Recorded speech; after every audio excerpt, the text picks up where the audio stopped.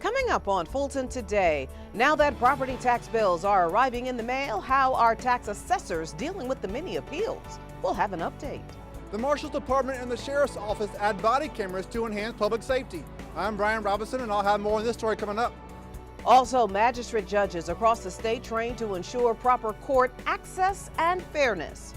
That and much more starts right now on Fulton Today.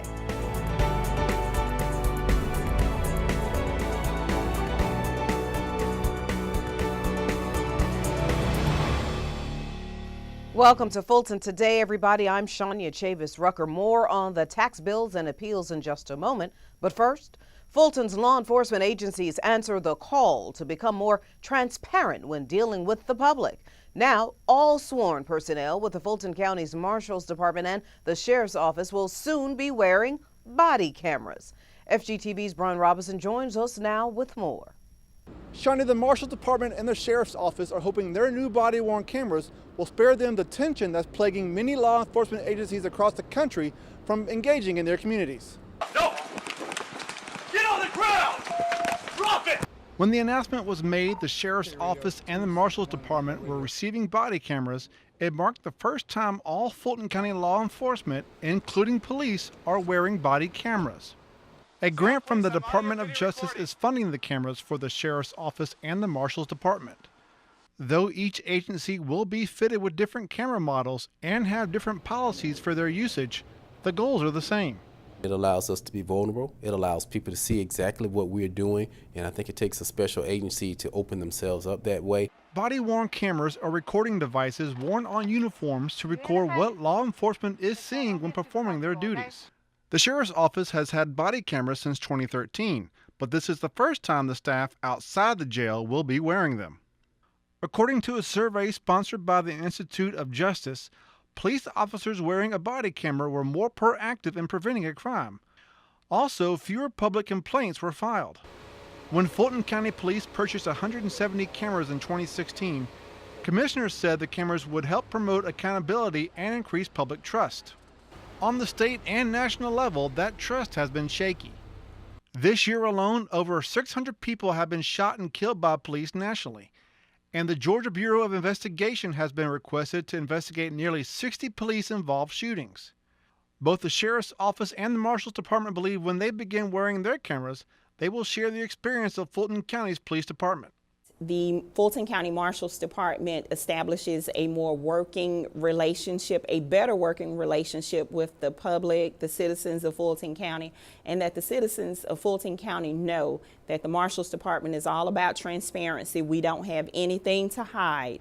With this technology in place for all three agencies, all Fulton County residents can feel safe when communicating with law enforcement.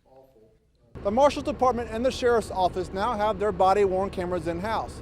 The next step is to train the officers on how to use them, then start wearing them by the end of the month. Reporting for FGTV, I'm Brian Robinson.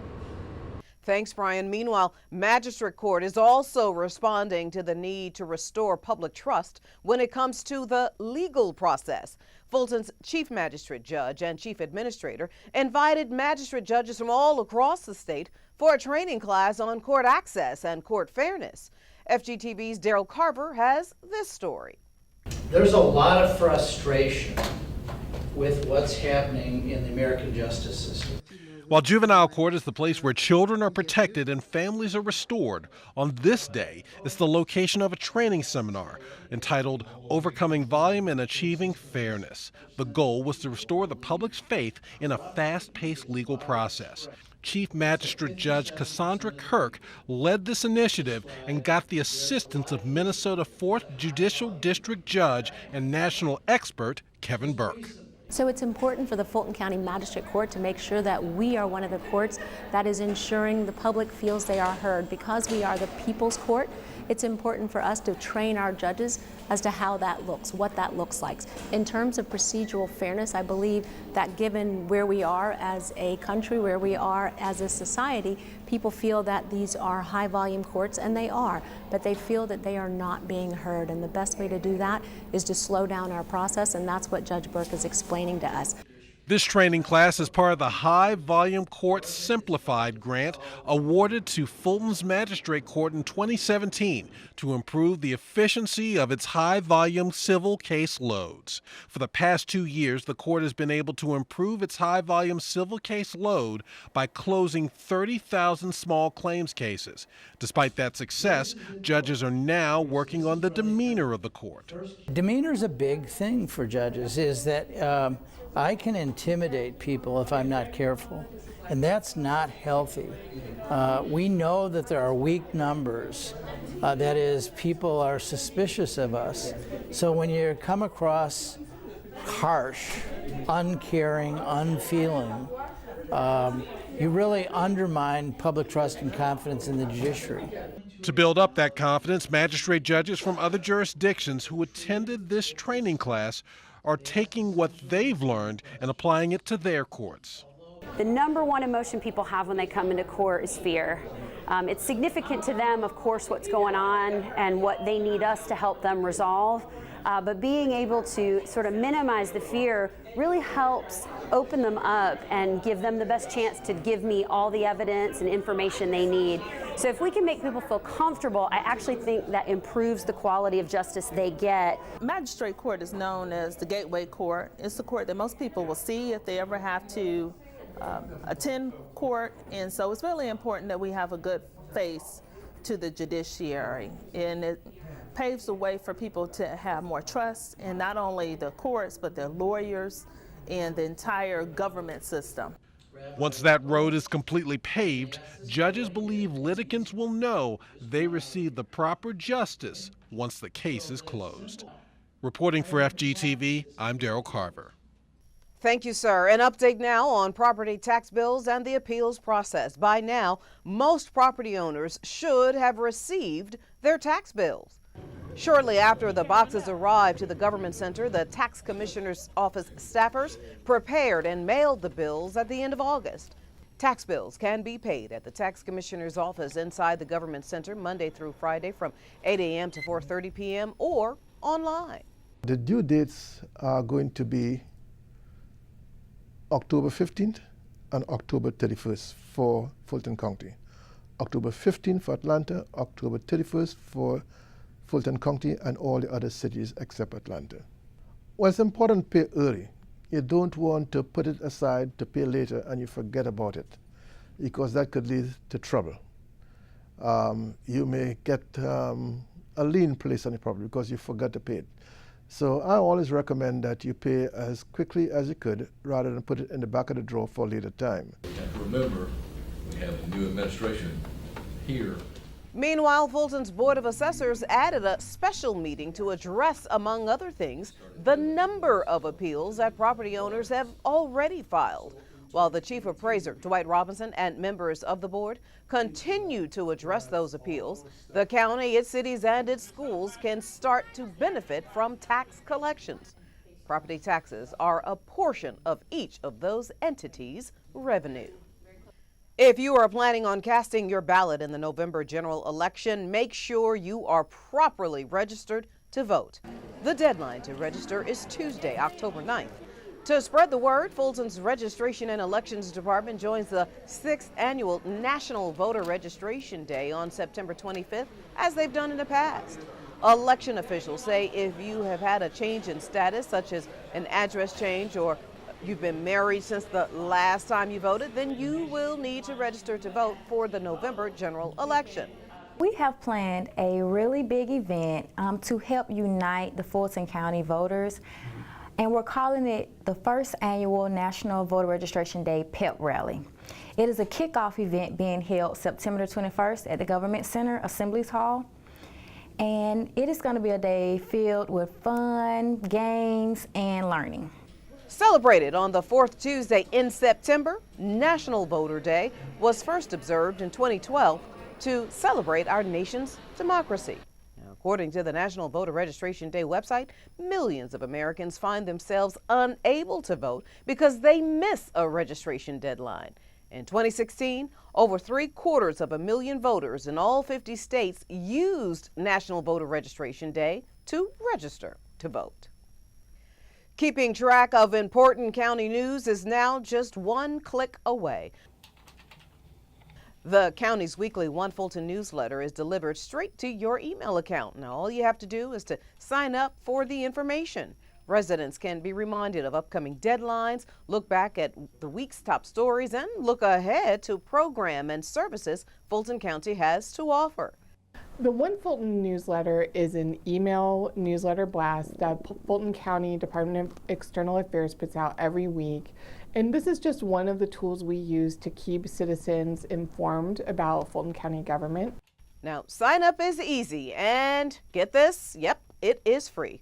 All you have to do is log on to the county's website, fultoncountyga.gov, click the blue Fulton County newsletter icon on the right side of the page, enter your email address, and click join. It's just that simple. Still to come on Fulton Today, students receive a helping hand to get a head start on a new school year. We'll have that story and more in this week's District by District coverage next.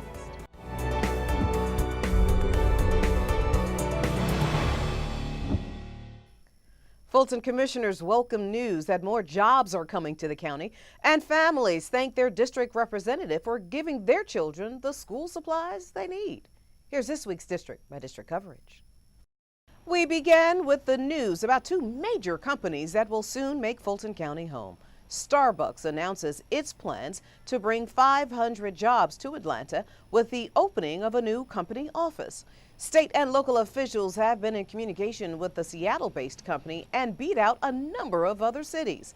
Fulton's chairman says this is exactly what the county needs in Midtown. Further evidence that Fulton County is a great place to live, work, and play, and the fact that these two companies have also decided to come here bringing jobs to Fulton County says that we're doing something right. Meanwhile, Fulton County recruited the Inspire Brands company to locate its new headquarters in Sandy Springs. The multi-brand restaurant company will bring over 1,100 jobs to North Fulton with a $32 million investment over the next 6 years. The Inspire Brands headquarters is expected to open in 2019. In District 4, in case you missed it, we want to share with you how Fulton County joined the second annual Ludafam Day. Commissioner Natalie Hall officially partnered with the Grammy Award winner Ludacris and the Ludacris Foundation to bring the county services to the big family event. As families enjoyed free entertainment and events, Fulton brought out its library and health teams. This is the first time that Fulton County is partnering with the Ludacris Foundation to bring services from our Senior Services Department, which will have 4 dance crews come out here and show us how to make some moves on the community stage. And we also have the Office of Youth here with the DUI goggles, which is a simulation of what it feels like to drive drunk. A lot of good information for kids to get a chance to see what really is going on, and especially with the drug kit. A lot of parents need to be informed about the drug kit. Kids need to understand what it feels like to be drunk, and especially when they're behind the wheel. And so they get a first-hand experience with these little goggles we use to understand what it's like and potentially the danger that is posed from that. Ludafam Day is one of the signature events of the Ludacris Foundation. The foundation inspires youth through education and memorable experiences to live their dreams by uplifting families, communities, and fostering economic development. District 5 Commissioner Marvin Arrington Jr. puts a smile on the faces of county families. The commissioner kicked off his annual It Takes a Village Back to School giveaway. The first venue for the free school supplies was the Villages at Carver YMCA. My family and I just moved from Kansas, and we've been coming to this Y for about 2 weeks now, and we saw the sign and wanted to be a part of the community and get in on the school supplies and also meet the commissioner. We've got different stations where you can get a backpack, where you can get pens, where you can get papers, and so this is just an opportunity to help refresh our kids. Although school started in August, we are, making sure that everyone has the supplies that they need. Between this location and the Wolf Creek Library event, there are school supplies for up to 1,000 students. Sponsors also provided 10 $500 book scholarships for students who entered an essay competition that was a part of this 4th annual event. Now you can catch more of your commissioners at work all this week with a rebroadcast of the Board of Commissioners meeting right here on FGTV. And up next on Fulton Today, getting seniors information on getting the proper health care coverage. Stay with us, everybody.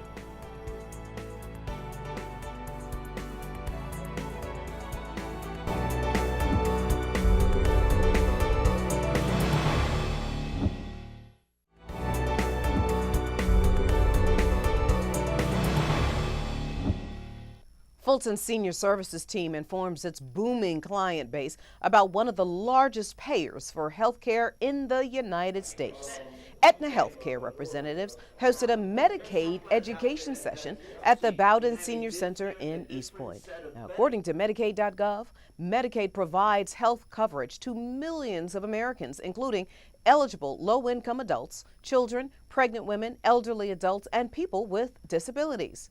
We discussed how what the eligibility requirements are, how each one of them works, and then how individuals can sign up for Medicare and the different avenues that you can sign up for it. We also talked about Medicaid and how that works, what the eligibility requirements are for that, how much income do you need to make in order to qualify, and steps that they could take to minimize their costs as well too. Seniors were explained that Medicaid is administered by states and is funded jointly by states and the federal government. There's so many different plans and there's so many different ways for us to apply for Medicare. Georgia has enrolled over 1.8 million individuals in Medicaid and the CHIP program since the Marketplace open enrollment period and related Medicaid program changes in 2013. And to get more details, visit Medicaid.gov. We've got an update for you about the popular mobile fresh market. Though the summer season of free fruits and vegetables is over, the fall season will start next month. In the meantime, patrons of the Southeast Library got a lesson on the importance of eating healthy.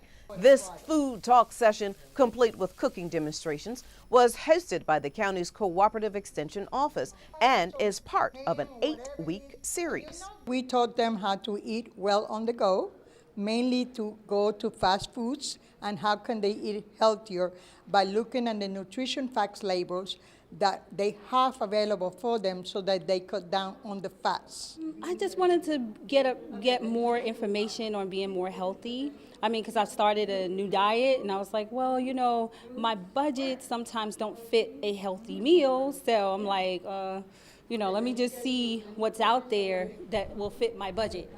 Each summer, Fulton's Cooperative Extension team kicks off its annual Mobile Fresh Market with nutrition education classes and demonstrations, and participants then get free fruits and vegetables. Well, the fall session will begin on October 16th.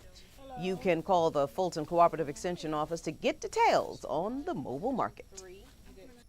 The Fulton County Board of Health is reopening its travel clinics after closing them back in 2016. And the good news is they are open this week.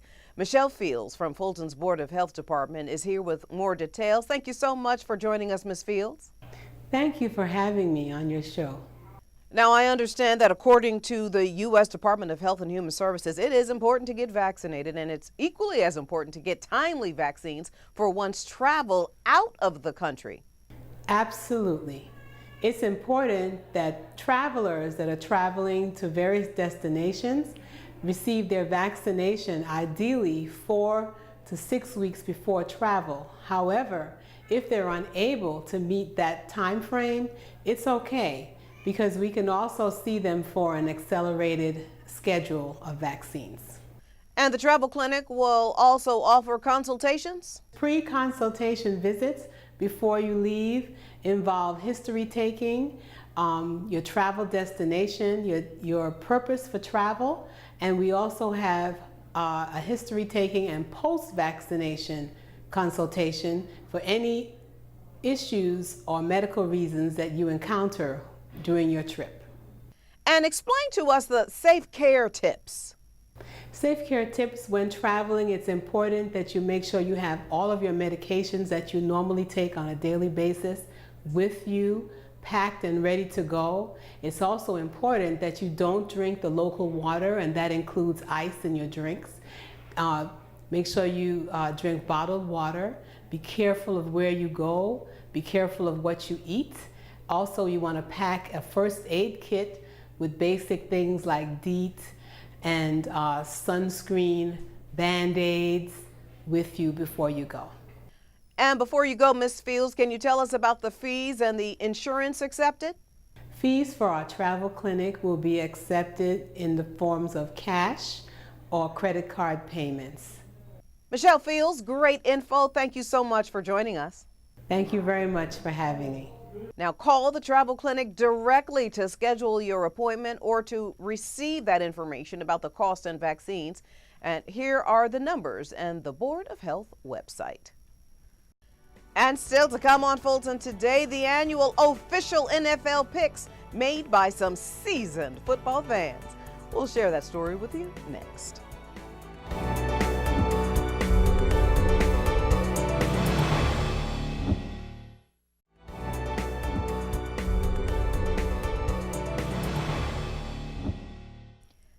As the new season of the NFL has kicked off, the question on the minds of most football fans is, who's going to win it all? The Giants is $95 million. Obviously going with Green Bay. Well, these seniors at the Harriet G. Darnell Senior Multipurpose Facility seem to know the answer. During their annual NFL talks, the participants debated what teams to watch this season. I'm picking the Green Bay Packers because I think Aaron Rodgers is ready to do the job this year. I think the Falcons are going to win. A lot of people are not as optimistic, but the Falcons have as much talent as any team in the league. The Darnell Center seniors will hold on to those picks until the end of the season to see who made the best picks. These men and women that are in here are seniors, and some of the same men that are in played ball when they was in high school, some went to college, and a couple played in the pros. So we just it's like a think tank. You just try to see what they're thinking and to renew their interests and their minds into football.